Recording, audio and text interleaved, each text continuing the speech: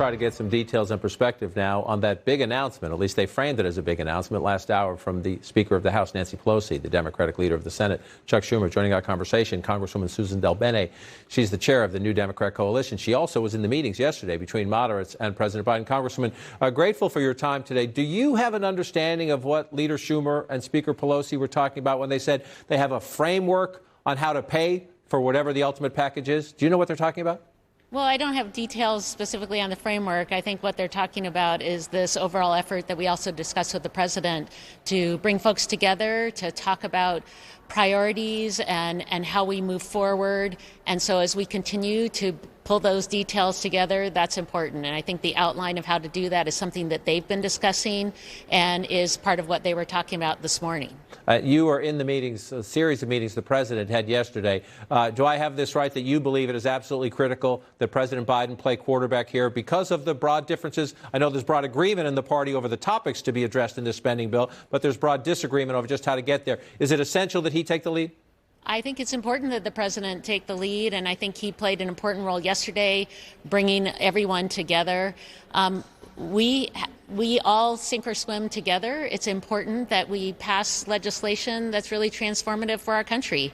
Both an infrastructure bill and the Build Back Better reconciliation bill, those two are so critical. And we do have a sense of urgency because the sooner we can get those done, the sooner we get resources to the American people and really help put together the Build Back Better agenda. So we all have a sense of urgency about it. We need to come together and do that. And I think it's really about the substance of the bill. There's been a lot of talk about a number, but really, what investments are we going to make? What is the return that families get on that? That's so critical. But let me jump in at that point, Congressman, because there is a lot of talk about the number, and I get everybody's reluctance to hit a number because if you're the progressives, you wanted more than $3.5 trillion. If you're a centrist like yourself, you might think that price tag is too high. You want something small. But you say the president is central to this. The president said in the meeting with moderates yesterday, the centrists yesterday, he believes the next move should be that your group should give a number, should push the compromise by saying, okay, 3.5 is too big. We propose X.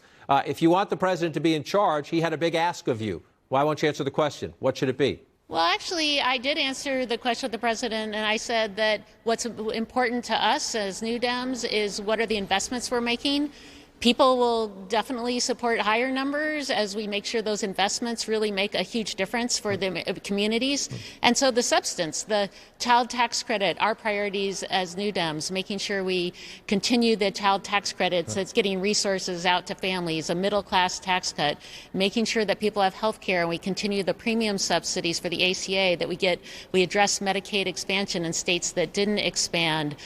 These are critical priorities. Climate. So I'm going to let me. Those investments and the return on those investments, they'll drive. So I think the number's been a distraction. We want to make big, bold, transformative investments. But I think the way to get people on board for that number is you tell them what you're going to do and why that spending is going to have such an important impact. Well, I get and respect your point, but now I'm going to come at you. I'm going to play devil's advocate. Assume I'm a progressive. I take the list you just laid out there, and I come back with, okay, I listened to Congresswoman DelBene. I took all those issues. I put together my plan. It adds up to $5.6 trillion. It goes even above $3.5 trillion. They were at 6 or more a couple of months ago. They've come to 3.5. If you don't give them a number, how do you negotiate? I understand the priorities, but if you don't have a top-line number, it's hard to say how much goes to climate, how much goes to the tax credits, how much goes to child care, how much goes to pre-K and community college, because they want more than you do. They want to spend more than you do. There's no dispute about that. Don't you need a number to negotiate?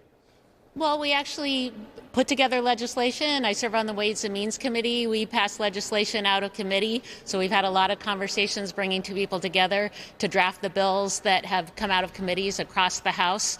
So that's been a driving factor and actually has been a place where folks have come together. But another key tenet is that we have to focus and do a few things well. What the American people are going to feel is that we have programs that make a difference in their lives. So this shouldn't be about peanut buttering resources across many programs with lots of cliffs or things that have expiration dates soon, but making strong investments in things like the child tax credit. They're going to make a long-term difference in durable policy, on climate, on child tax credit, on health care. Those are areas that I think are important. That's what's going to make a difference for families, and I think that stability, without people worrying about what Congress is going to do next, that stability actually is what they want to see. They want to see governance work. I have a purple district. People want to see governance work. To the point about your purple district, let me close with this. Everyone's in a better mood today, and I tried. I failed to get a number out of you. Okay, I tried. We'll see how that one plays out. Everyone is in a better mood today. But Monday, your group, the centrists, have been promised to vote on the bipartisan infrastructure plan. You would say it's critical for you to go home to that purple district and say, look, we are getting things done in Washington. The progressives say no. We will vote against it unless we know that reconciliation package, the bigger package, is done. Must that vote happen on Monday? And would you agree to wait if the President of the United States called you and said, Congresswoman, I need you to go to your colleagues. We need a few more days, or we need another week? I think the critical number is 218. We have to pass a bill. The infrastructure bill is supported by members of the New Dem coalition, but if we put a bill on the floor, we have to have 218 votes. That's the important criteria. And if you don't have those on Monday, you're okay with waiting? We have to make sure we get a bill passed. Congresswoman, appreciate your time. We have some interesting days ahead. I appreciate the back and forth. We'll continue the conversation. Thank you very much. Thank you.